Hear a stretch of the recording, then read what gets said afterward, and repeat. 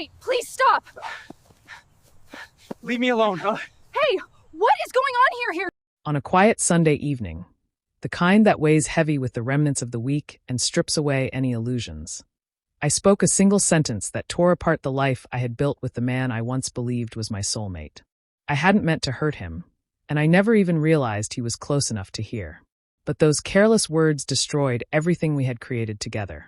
My dearest friend, Sarah, had stopped by for a casual glass of wine. We settled into the comfort of the living room, wrapped in the stillness of the evening.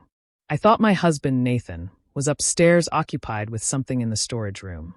As far as I knew, it was just the two of us talking, though in truth it was me doing most of the talking, emptying the burden I had been carrying for months. The wine loosened my restraint. All the arguments, the long silences, the exhaustion that had seeped into my bones spilled out uncontrollably. "I don't know, Sarah," I whispered, pressing my fingers against my aching temples. "Some days I wish I'd never married him." The second those words left my lips, a sick weight settled in my stomach, as if I had cursed myself. Sarah's head snapped up, her tone sharp as she told me I couldn't possibly mean it. But the truth wasn't so simple. A part of me did mean it, spoken from the suffocation of routine, where love turns into duty and duty rots into regret. And yet another part of me still clung to the love I thought remained. What I didn't know was that Nathan had been standing frozen on the stairs, listening to every syllable. The next morning, something felt wrong. The coffee machine sat unused. Nathan's keys were gone from their hook, and the boots he always lined neatly by the door had vanished. At first, I assumed he had just left early for work, though unease gnawed at me. Nathan never left without a goodbye kiss, not even after our worst fights. By midday, I called his phone. No answer. I sent a text. Silence. Finally, I sat down at my laptop to email his office, only to notice a new message waiting in my inbox. The subject line read only one word: farewell. "I overheard you last night," the email began. "I wasn't supposed to, but I did. And those words weren't spoken in anger. They were your truth. That truth broke me.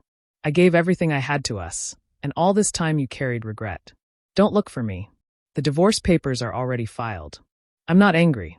I just refuse to live as someone's regret. Nathan." My chest tightened as I read those lines again and again. Every word hit like a hammer. There was no rage in his tone, no plea for reconciliation, no demand for an explanation, just a quiet ending. I rushed to his office, but they told me he had resigned that very morning. His desk cleared out. By afternoon, his phone was disconnected. His social media wiped clean. Friends didn't know where he had gone, and his brother said only that Nathan needed space and wanted no contact. It was as if he had evaporated from the world. A few days later, the divorce papers arrived, pristine, complete, his signature already on them. The process was already in motion. All I had to do was sign. A formality. A name. A checkmark. Finished. I waited for anger to flare up, for denial to take hold, but only guilt came. Crushing, suffocating guilt. My mind flooded with memories of the early years. The way Nathan looked at me as if I were his entire world, his patience when I needed solitude, his quiet strength when I stumbled. Then I remembered his expression just days before, tired, distant, yet still trying. He hadn't given up. I had. Sleep abandoned me. Night after night, I replayed that evening on the couch with Sarah, dissecting why I had said it, questioning whether it was the truth, or if I had simply let resentment and silence corrode me instead of speaking to him. Months slipped by. I even hired a private investigator, but there was nothing, no new address, no activity, no trace. Nathan had erased himself completely. Eventually, I understood. For him, hearing those words was more than hurtful. It was clarity. It confirmed what I had buried deep down, that I had allowed my love for him to fade. And when he heard it spoken aloud, he chose to walk away, holding on to the last piece of his dignity. Now, I often wonder where he is. Is he happy? Has he found someone who wakes up each morning certain he is their greatest choice? Because looking back, I know he was mine. But I realized it far too late. Nathan left to reclaim his peace. And all I have left is the echo of the words I can never take back.